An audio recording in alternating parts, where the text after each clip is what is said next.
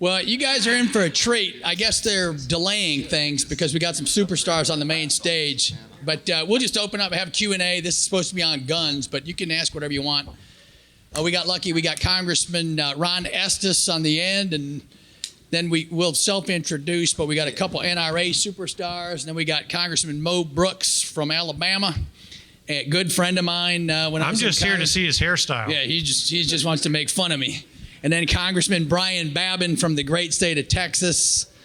And so you got some superstars here. And you want us? Are you all here for guns? Yeah, that's it. All right. Well, here let's kick off. It's not this socialism stuff, or is it you need the guns to stop it? Well, that's the thing. You see, you're in for a treat. It, isn't it? All right, yep. NRA, tee us up. Why this issue matters. Hey, folks, I'm Willis Lee. I'm the second vice president of NRA. Carolyn Meadows is supposed to be here. I'm not Carolyn Meadows. She had another emergency she had to go to. But we've got this dynamite panel because some of the folks weren't expected. Now, you'll probably see more of this at 4 because ACU is going to have a fit. We're starting, but we have you all here, so we want to keep you. What we want to talk about today is what's happening in Virginia right now, what we're seeing nationally and in Virginia, and how that's going to impact 2020 and our races in 2020. So that's the genesis of why we're here. So let me kick this on in. Congressman, pick this up. All right. Well, as David mentioned, my name's Ron Estes, Congressman from Kansas 4th District. I've been in almost 3 years now. So I was the first special election after President Trump was elected when Mike Pompeo went to be CIA director. And so that's the district I represent. We focused a lot of things. One of the things I was telling David before the conference that I said I was going to make sure I introduced was the very first bill that I co-sponsored when I came in April of 2017 was the Concealed Carry Reciprocity Bill. And just from a standpoint of, yeah, we can clap for that. Because when you look at states that have implemented a law to have concealed carry opportunities for their citizens to protect themselves, and we ought to make sure that folks don't get caught up in local government restrictions or even a restriction of not being able to go to another state just because of the way we travel in our country, and that we've intentionally had the ability to go from one state to the next. So I look forward to some of the things continuing on, and so I'll be quiet now, and we'll let the rest of them go through introduction, and then we'll get back into discussions or other things as well. Why don't you tee up the technical stuff that's been going on in Virginia? You probably know better than anyone. Yeah, where's DJ? Are you in here? All right, DJ, come on up here for a second. DJ Spiker's been on the ground for the last 4.5 months through the elections in November in Virginia. And NRA spent about 1.3 in that. Yeah. And since then, he missed Christmas. He spent all of Christmas and all of January and February down in Richmond fighting this battle for us. DJ's on the staff at the NRA, and he is our resident expert. So bring this in here. Hey, y'all. So I'm the state director for Virginia, North Carolina, and South Carolina. Obviously, of those 3 states, Virginia has taken all of my time in the General Assembly in the last 2.5 months. So we had a tragedy in Virginia last year, Virginia Beach. Individual used 2 semi-automatic handguns at the workplace. The governor announced a special session recovering from a political scandal in order to divert from that, and announced a special session to ban assault weapons, ban commonly owned handguns, a number of other things. The legislature adjourned, didn't take any of the bills up, and after losing the majority in both houses, Virginia is now democratically controlled in both chambers. So the governor reintroduced all of his bills, but some of the bills were worse off. They were more sweeping, more broad. By some legislators' remarks, they were terribly written. There were unintended consequences, but the governor pressed on regardless. We've obviously seen in Virginia a huge turnout, just thousands and hundreds of thousands of phone calls and text messages, and people coming to the Capitol, lobbying their legislators. We have seen a turnout like we have never seen in any state on any issue, specifically to firearms. Thankfully, in Virginia, at least on the biggest issue, so it was HB 961, which was banning assault rifles, banning commonly handguns, magazine bans on 12, and a laundry list of other things. thanks to moderate and some centrist Democrats in the state Senate, that bill failed in committee 10-5. And so in Virginia, we have at least held off.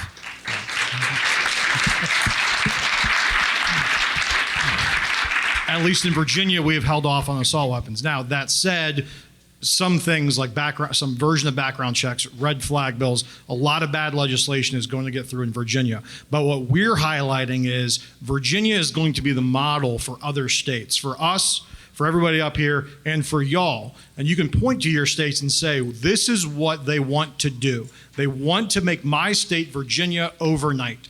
Take your constitutional freedoms, take away your constitutionally protected items through the guise of quote-unquote common sense things. Virginia, unfortunately, is the marker that they've laid down, backed by millions of dollars in Bloomberg dollars, millions of dollars that we're seeing firsthand. So we want to help avoid these things coming to your states. And obviously in 2020, we've got a very important election across the country to deal with that.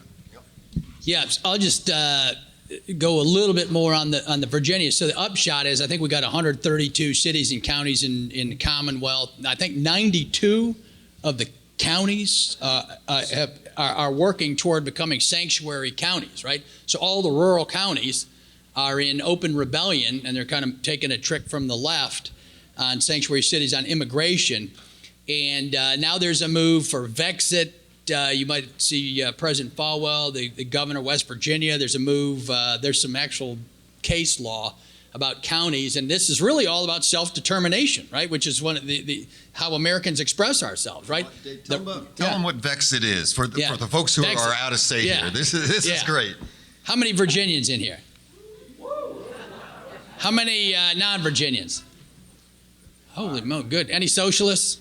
All right, we're all good. It's all good. I'm just checking. So Vexit, you've all heard of Brexit. Nigel Farage, right, took out a couple prime ministers and et cetera, and they've now removed themselves self-determination from the European Union and all the bureaucracy and nonsense that was there. So Virginia Vexit is the same kind of principle, self-determination for counties who do not feel they're being represented by their leadership. And it's the giant trickle sound from the swamp, right? That money is flowing down to Virginia, and the power and the politicians are just bought and paid for, right? It's very hard to stop the flow and the power of the Washington Post 2 hours north, tied into the New York Times and all that. And so we have tremendous energy on these issues, and so we want to take advantage of that. And so all the folks in the counties are working independently, which I really like. It's a bottom-up revolution, right? It's a populist kind of thing. It's not top-down, which is good. And I'm just going to quote Ronald Reagan, and then I'm going to give you to my two friends over here who just are generous enough to share their time with us, two American heroes. Ronald Reagan said, and this summarizes the whole Second Amendment in my view. He said, the Constitution of the United States of America does not say that the government should decree that there is a right for the people to keep and bear arms. Right? The government should not decree. The Constitution states that the people have a right to keep and bear arms, and that right should not be infringed upon. You see the difference? The first version has government in the middle of it. The second does not. And our founders knew that the constitutional structure was set up to protect us from the government. Rights come from where, Virginia? Rights come from God. They're inalienable. They precede the government itself. And it's the job of the government to protect those rights from all of us. That's what we're all fighting for. And so with that set up, I'm going to hand you over to my good friend Mo Brooks, Congressman Mo Brooks from Alabama. Give him another round of applause. Thank you. How many of y'all know who Socialist Attorney General of Minnesota Keith Ellison is? Yep. Did y'all see his tweet last week where he's in defense of Bernie Sanders was saying, well, you know, I don't know of any Bernie Sanders supporters that have hurt anybody. And Steve Scalise responded, I can name one. Well, on that fateful day, I was the guy applying pressure to Steve Scalise's wound. Fortunately, we had Brad Winstrup there, a combat surgeon, who gave me that kind of instruction. Brad Winstrup played a major role in saving Steve Scalise's life. I'm also the guy who took off the belt, handed it to Zach Barth, who'd been shot in the leg. You may have heard a little bit about that. But what I want to focus on with respect to that event, and I can talk about it more if you want me to, is still, when you go through it, it's somewhat emotional. But I have a permit to carry a gun in the state of Alabama, a concealed carry permit. And I could make it to Virginia, but I couldn't make it to my condo in Washington, D.C. because of their laws against that, and that hamper the right to defend yourself. And so while I was going through that event, on more than one occasion, I was noticing that if I had a weapon, I could have used the third base dugout as a screen, gotten close, and ended it right there. We had 5 people shot. Nothing could have stopped Steve Scalise from getting shot because he was one of the first. But maybe if we had had the right to bear arms in defense of ourselves against a Bernie Sanders socialist, we could have gotten him a little bit quicker. Now, fortunately, we were blessed to have Crystal Griner and David Bailey with the Capitol Police Department, both of whom got wounded, who held the shooter off until the Alexandria Police Department could come and end that shootout with a dead socialist. But having said that, afterwards, the media, they want to ask a bunch of questions. A lot of my colleagues left. I was there. And the last question I got was, well, does this change your opinion on the Second Amendment? Now that you've been in one of these things, and you know where the media is coming from. And I said, absolutely not. The purpose of the Second Amendment, of course, is to allow me to protect myself. That's a little purpose. The purpose of the Second Amendment, of course, is allow me to hunt. That's a little purpose. But the main purpose is to protect the United States of America from a dictatorial, centralized government that will steal our rights away from us.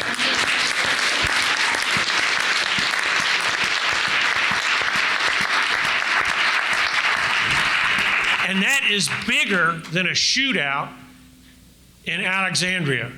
Because if we lose our republic, we lose all of our rights. And you've heard it so often said, the Second Amendment is the amendment that preserves and protects all other amendments. So with that, I'm going to yield to my good friend from Texas. But before I do that, you need to come to Alabama a little bit, where we still have a few car stickers. Maybe we can get you one. If at first you don't succeed, try again. No.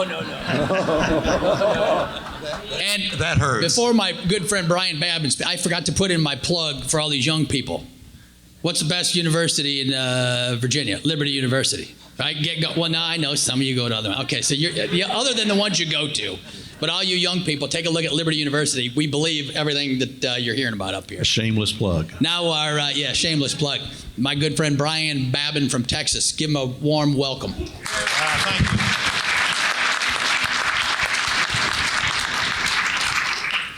Dave, it was quite good to be walking down the hall with all those people, and all of a sudden I look and the guy turns around and it's Dave Brat. I hadn't seen him in at least a year. And anyway, we miss you, Dave. It's not the same place without you. In fact, it's not the same place. He actually came in at a special a few weeks before us, but we're in the same class, in the class of 2014. Congressman, don't you think we ought to have Dave back in the Congress? Absolutely. Absolutely. There's no question. I think he's having fun at Liberty University, Yes, though. I know sir. he Thank is. you. Very good. Well, let me just say this. That's a great story. I wasn't out at the ballpark that day, but all of us knew what had happened out there within seconds, within minutes. And Mo is exactly right. The Second Amendment is not there, you may be right. It's for maybe a short little piece of it.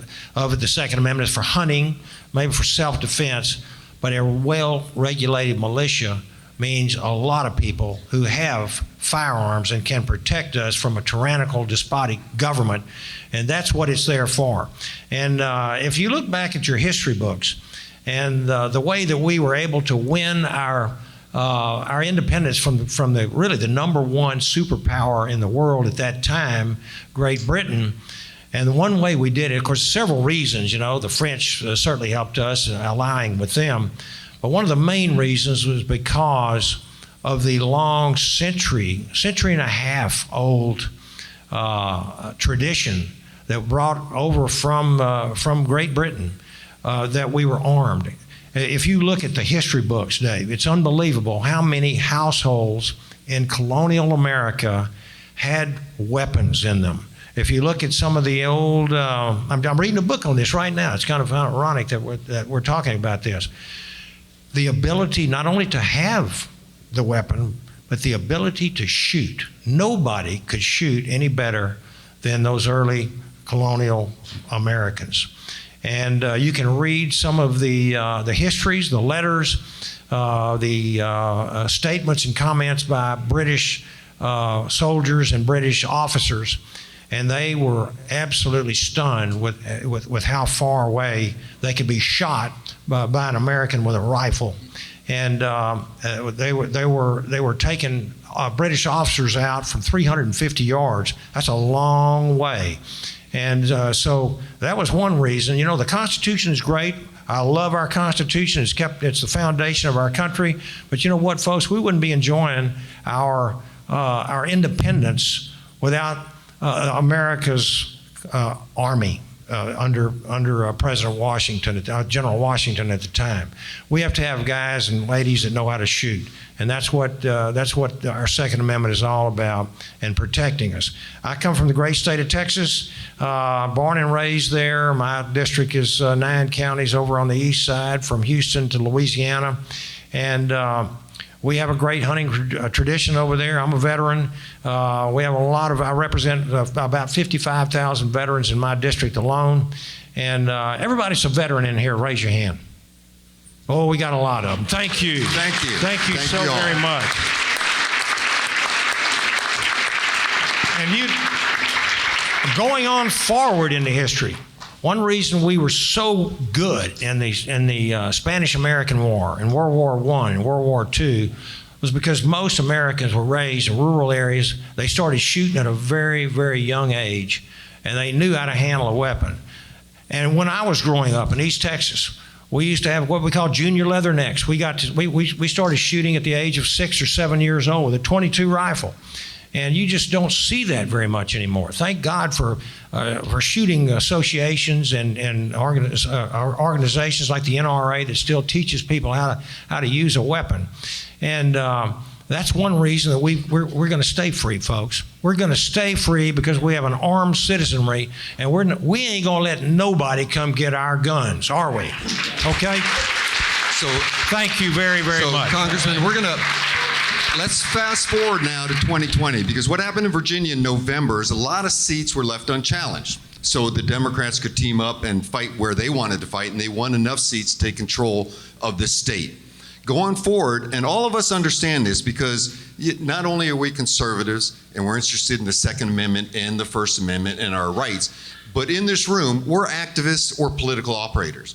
But your neighbors aren't. Your congregants aren't. Your friends aren't. They're not necessarily registered to vote. That's what we have to look forward toward coming into this November. If there's anything else we need to do, is Donald Trump's got to get reelected. But all of those down ballot seats, we have to fight for those. And that's part of what we have to look at now going into this, and how the Second Amendment plays in those races. Yeah, and just kind of to carry that forward, when you look at from the House of Representatives standpoint, and you look at what the Democrat majority that's there now, I mean, they come up with a lot of flowery sounding bill names. They talk about, enhanced background checks, or they talk about bipartisan background checks, or they even use the Violence Against Women's Act. But what they do is, underneath the surface, is put all of these poison pills, all of these political posturing things that they try to sneak through and make sure that it is politically painful for Republicans in some swing districts that have to vote for it.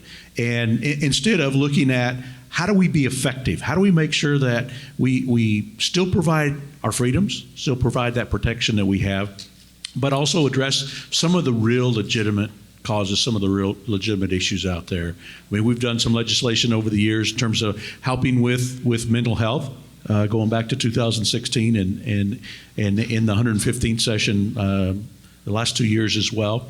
But without having a majority in the House, one of the things I didn't realize as much coming from the state, I was state treasurer when I was elected to Congress, is that the majority in the House of Representatives, whether it's Republican or Democrat, so tightly controls what actually gets to the floor.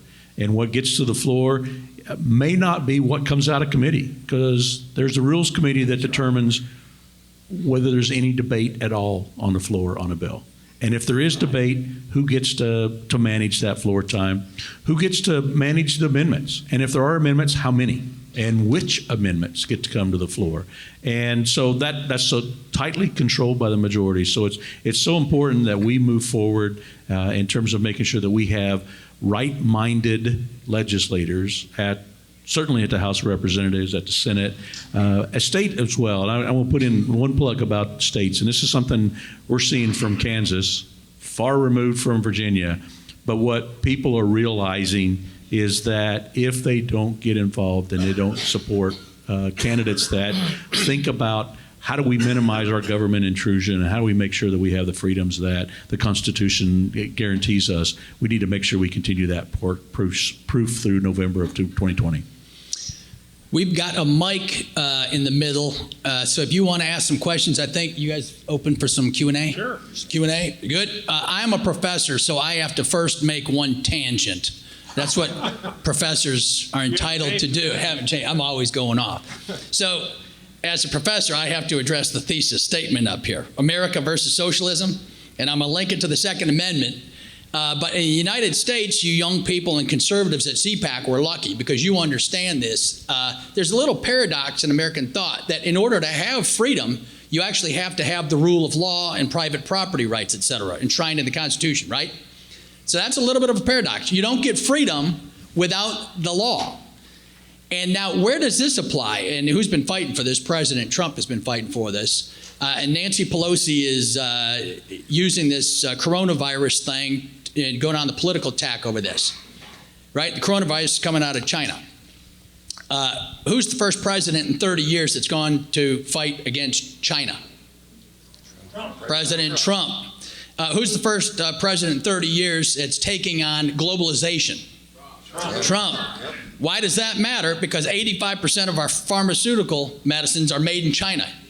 And our supply chains are all messed up, and all the Harvard MBA geniuses have messed this country up for the next 1 month, 3 months, 6 months, we'll see. That's the issue that we're going to be dealing with, right? And so all of you young people, our next issue that we're going to be dealing with is you know how to set up the U.S. order, right, domestically, but we need some international norms. The U.S. set them up after World War II. We made friends with our enemies, right, Japan, Germany. We set up Bretton Woods, World Bank, all that stuff. Had peace and prosperity for 50 years. Then comes China. They don't pay attention to any rules. They don't care about human life. And they have a communist regime, and they're taking us on, right? The next war is going to be economic and cyber. And that's what's coming our way. And so all of our firms have been making their little nickel going to China and not thinking about putting America first. So President Trump needs all of your support and all of your intellectual ability. We need to set up some international rules of the game real quick. There's your tangent. Whatever questions you got, and we'll let the. How lucky are we to have our guests? This panel's better than ever, right? Thank you. It's incredible. And by young people, it's all the young people here and you young people, either with white hair or no hair. Please. Thank you, guys. Starting with Congressman Estes, could you go into more depth for us on, obviously we have to take back the House first, but on the concealed carry reciprocity on a federal level, we would love to know some details on that and how likely that's going to come up, in the first couple of years of the second term. Some more detail on that, please. So as we go through the political process, in the House. And obviously, when we start with a good bill that comes through from the majority, we want to make sure that it gets passed. Part of our struggle that we had when I was in the 115th session, and Mo and David and Brian all have fought this for longer than I have, is that we have to make the decision about what do we pass through the House. Do we pass the best policy, or do we pass a policy that we can get through the Senate? And in my case, first term I was in, we struggled more over that question of, do we go vote for the right policy that we thought was the right policy versus what we could get through the Senate? And it became particularly more important in the 115th session when President Trump was in office, because we knew whatever we could get through Congress would be signed into law. And that was so important for us. So that's one of those things, as you look at how do we start when we do take back the House this fall, and I say when we do take back the House this fall, that we'll be able to move good legislation like that forward. And obviously there needs more help in the Senate on a few issues in particular. We could actually be great if we had like 10 more senators in the House or in the Senate side, that we could get a lot of good things done in that case. So. Next up, why don't let's just go through the line so we get a ton of questions out. Okay, so real fast, so everybody knows the saying, follow the money and who benefits. So we all know that Mike Bloomberg spends millions of dollars endorsing a gun control agenda, and that the NRA has been accused of being a shill for the firearms manufacturers. So who benefits? What's the benefit among people pushing for a gun control agenda? Is there a monetary benefit down the line? You know what I'm saying? I mean, is this just purely an altruistic movement? Or is there and I'm not sure anybody can answer the question. I've asked it before, and nobody, I get blank stares, but that's the question. The money behind the money. Yeah. What's the point of, so it's a cynical viewpoint, but I'm just asking the question. Yeah, Brian. Yeah. Congressman Babin. One thing that I would like to say, because great question, follow the money, that's always one of the best rules to take. America versus socialism. I think if you, again, look at your history, what has every socialist government done to the populace once they've taken power? Whether it be Stalin, Lenin, Mao Zedong, Hitler, he was a national socialist, and Chavez, Maduro, Castro, on and on and on. You're right. The first thing they do is to take away the guns. They know if you have an armed citizenry, they're going to have a heck of a time trying to ram that socialism down people's throats. So that's why it's so very important. It's a God-given right, just as Dave said, and you could see from Mo's story of the ballpark shooting. Had it not been for the presence of a couple of good guys with guns there, there would have been a lot of dead people laying around there. Fortunately, this guy obviously couldn't shoot very well to begin with, and we had Steve Scalise's detail there with the Capitol Hill Police. But again, if like Mo said, they had some of the other guys there had personal firearms on them, they would have taken this guy out probably within about 5 minutes or less. So that's all I want to say. Thank you. Great. Thanks, Brian. Yeah, we were very, very fortunate that he was a Yankee socialist instead of a Virginian. Okay? Or someone with military experience. If he had had military experience, he would have recornered the area. Having done that reconnaissance, he would have known to take out our security first and go through the only door that was unlocked. But I want to emphasize something about what Brian Babin said. In the first step, it's not about the money, it's about the power. But once they get the power, that's when they get your money. Yeah, Just real quick, I just want to chime. I understand some of the skepticism firsthand, right? I work for the organization with the NRA. I understand some skepticism. I want to tell you about my members in Virginia. They're not gun manufacturers. My members are some of the hardest working individuals who have little money, who take the time out to invest in membership. I've been in the Capitol for 2 months on the front lines. Now, one gun manufacturer has come to me. I've not heard from one gun manufacturer. The NSSF works with the gun manufacturers. The NRA, our folks are members. They work hard for their membership. They're on the ground. They're lobbying their individuals. They work hard. Now, I understand, I can't speak for any other state, only for my folks. I'm just telling you, that's what Bernie Sanders accuses you. Sure, absolutely. I can speak for our members in Virginia, some of the hardest working folks I've ever met, who take time off of work, who come down to Virginia, come to the Capitol to meet their legislator, to work with their legislator. So understanding all the propaganda and everything else that's out there, I'm gonna speak for Virginia only. Our members are amazing. We're not backed by gun manufacturers. We're backed by hard working Virginia citizens who all they want is to protect their loved ones with a constitutionally protected freedom. Well, y'all, how many of y'all are NRA members? All right, thanks. And now, if you are a gun manufacturer, leave your hand up. And so this is the emphasis that DJ is saying. This is the movement. It is a grassroots movement, and that's the difference between us and Bloomberg's $2.5 million. Yes, sir. Well, speaking of a Virginia resident, a retired military officer, a concealed carry Thank you. person, try and carry a gun on a military base. You get tripped up on this. There's been more people killed since the guy at Fort Bragg shot up his buddies on military bases because we can't carry guns, and then I can't drive on a military base with a concealed carry.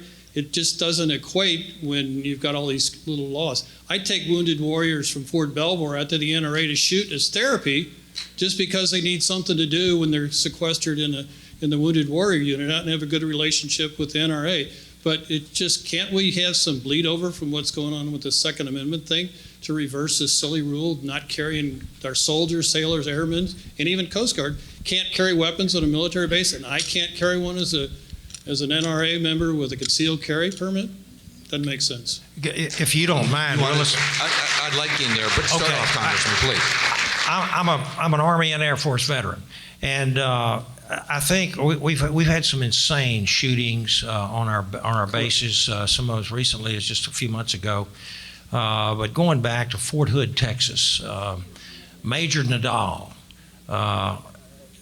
obviously spun up online by the radical Islamic terrorists. He is supposed to be treating our soldiers coming back from overseas and from combat zones. What kind of a deal is it where you have a fellow who's a psychologist, supposedly in the healing arts? He brings a firearm on base. Nobody else is allowed to do so. And he blows away a bunch of his patients. And we've seen a number of times the past shooting that we had where one of the guards, I think it was at the Pensacola shooting, I talked to the parents of one of those young men. And he was a crack shot, but he didn't have a gun. And he was unable to protect himself or his comrades. And so as congressmen, as members of Congress, this is something that we really, really need to address with our military, and thank you for your service, sir. That, listen, if you're a military guy, you ought to be able to handle a firearm, and you ought to be trusted with a firearm, especially if you're on guard duty, for goodness sakes. Why would people on guard duty have unloaded weapons? That makes no sense to me. So we need to address that issue. Well, our military bases are basically gun-free zones. Thanks for your service. Thanks for your support of the NRA. Look, I also happen to be the chairman of the NRA Military and Veterans Affairs Committee. We're working on DOD to change some of that, and it's slowly changing. The Marines, as an example, have recently allowed their off-duty law enforcement officers to carry concealed on base when they're on base. I get as frustrated as you do. I live in Northern Virginia. I have to unstrap to go to get gas at Fort Myer, and then I come back out, got to go home, get strapped up again to go whatever to Target. So it is frustrating. Yeah, no pun intended. If I could just follow, and we are working on that. So thanks for raising that. If I could just follow up on that for a second. Congress could try to intervene, although I don't think we have the votes in the House and the Senate to do so. But then you have a constitutional issue, because the Constitution says the president is the commander-in-chief. He is the one who's in charge of all these bases and who carries arms and who does not. So that's the focal point to which all efforts need to go, because the commander-in-chief can tell all the subordinate officers whether individuals on a particular military base can or cannot carry weapons. Yes, sir. Hey there, good afternoon. I'll pose this question to whoever wants to take it. When we're talking about the Second Amendment, it's easy to gang up on liberals, but what should we do whenever it's a Republican who's not behaving appropriately? Specifically, I'm talking about Senator Rick Scott, former governor of Florida. Some people in this room may not know that in Florida right now, 18, 19, and 20-year-olds do not have the Second Amendment. They can not buy a handgun, cannot buy a shotgun, a hunting rifle, anything, no gun whatsoever. I support Rick Scott 95% of the time, but on this one issue, I lost a lot of respect for him. So when it comes to this, do we give these politicians a pass, or what should we do? You beat them in their primaries. All right. Yes, sir. Thank you. Yes, ma'am. Hi. So my question is about getting people involved. When we're out there talking to our neighbors, our friends, our relatives, saying, you need to speak up, you need to have your voice heard. Yes, we've got to get them out there to vote. But what other ways do you see as the best way for them to make that happen? Are they calling you? Are they emailing you? Are they coming to see you at your office? Are they holding rallies? What do we need to encourage those people to do? So I think there's a couple things that you can look at it. One from the standpoint of what you do within your state or regional association. So like in Kansas, we have the Kansas State Rifle Association. And so it's another layer of folks that are actively involved, that want to participate, that kind of take their NRA membership to a more involved level. The other piece is, don't be ashamed to talk to your neighbors. I mean, there's so many things that we all get involved in because somebody has just come up to us and talked to us about it. In any avenue, whether it's help out at school, help out at church, help out anywhere else. And so don't hesitate to reach out to folks. And if you're interested as well, go volunteer with a campaign. Just pick somebody that you think you might like and go get involved and help work with them. People are always looking for volunteers to be engaged and to be helpful, and it's always beneficial for us to continue to grow the number of people that are involved. DJ, can you take some of that from the grassroots perspective? Sure, absolutely. So I also, as I mentioned, I also cover North Carolina, South Carolina, right? I tell folks, Virginia has given you a gift. Every legislator, your folks, your neighbors, people at church, people that you meet, whatever you do, Virginia's giving you a gift. And we're not just talking about the Second Amendment. We're talking about on policy level, they're trying to remake the state overnight. And this isn't rhetoric, right? This isn't Beto at a debate, hell yes, we're going to come for your guns. This is actual policy. This is actual bills that were filed that say, we are going to come to your house and we're going to confiscate your weapon. And and we're going to make you a felon overnight if you don't voluntarily hand it over. This is real policy that people in Virginia have filed, and you can show your friends and neighbors, and you can say, this is what's happening, and this is what, in my area, this district, or this congressman, congressional candidate, or this senator, or Bernie, or whomever the nominee is, this is what they want to do. Virginia has given every person in this room the other side of the equation, the other side of the coin. If this doesn't wake you up, and it's certainly woken up folks in Virginia, and I can't tell you the number of folks I've heard from that said, I wish I had voted. I wish I had a candidate I could have voted for. I don't know why my Democratic opponent went unchallenged. I don't know why I didn't vote. This is the single biggest awakening moment we have seen. 25,000 people come to Richmond, hundreds of thousands of phone calls. Our town halls attendance through the roof. This is a grassroots awakening like we've never seen. And again, it's not just on my issue. It's not just the NRA. It's not just the Second Amendment. If you're a businessman, a small business owner, they want $15 minimum wage. In Virginia, they filed a law and passed it to repeal right to work. A different committee stopped it, but to repeal right to work, to gut the business community. Overnight, they want to make Virginia like California and New York. Use this moment to talk to your neighbors, to talk to people that you interact with, to post online, social media, at your church. This is your opportunity to point to. This is not rhetoric. This is not what you hear at a debate. These are real bills with real consequences. And if that doesn't wake them up, I don't know what it's going to take. All right, thank you, DJ. Thank you. Look, hey, folks, I want to give a shout out and thanks to our translators here, probably making us sound a lot smarter than we are as they do their sign language. But here's what I want to do. We're going to have to wrap this up. So if you all would, what do we got? 2 for 6 of you? You guys run through, ask your questions, and then let us address those, and then we're going to have to wrap up and get out of here. And I'll let at 4 o'clock we'll see what ACU does about coming back. And questions end with a question mark. Yes. Thank you. Good afternoon.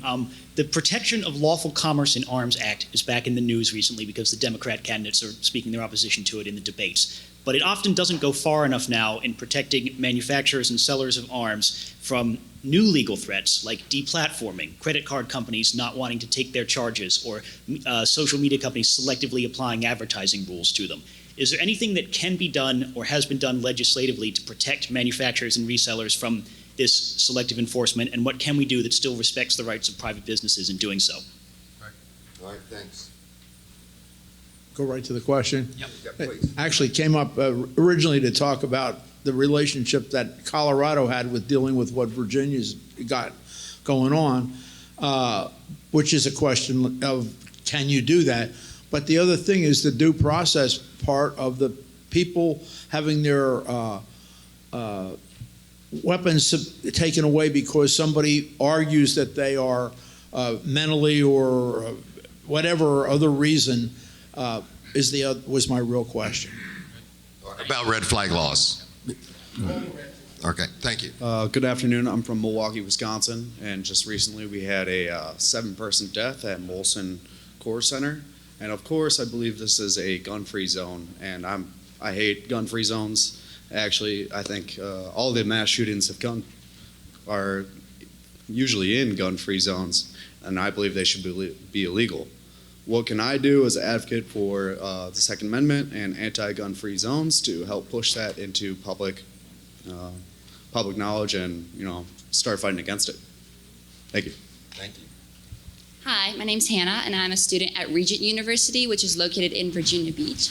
And there's a big epidemic happening in a lot of universities where people are being taught that their Second Amendment right means that it stops with just simply hunting.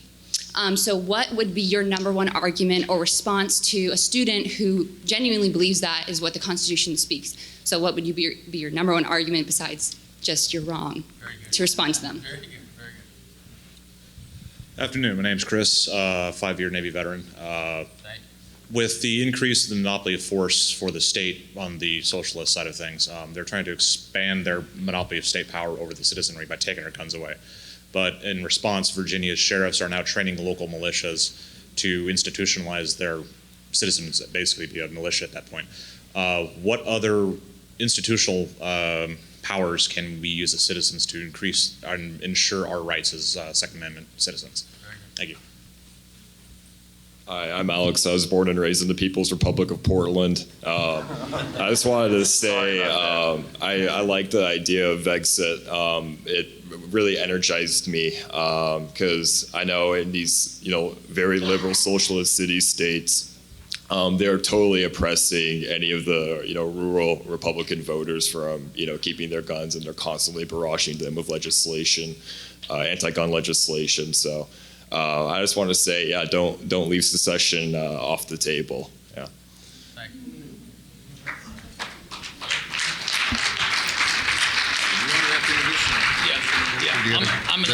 I got to run, folks. I got to catch a train back down to home, but I'm going to leave you in the capable hands. I want you all to thank the congressmen that have put their time forward to be with you. This session turned out awesome. The room's packed. Everyone cares about this issue.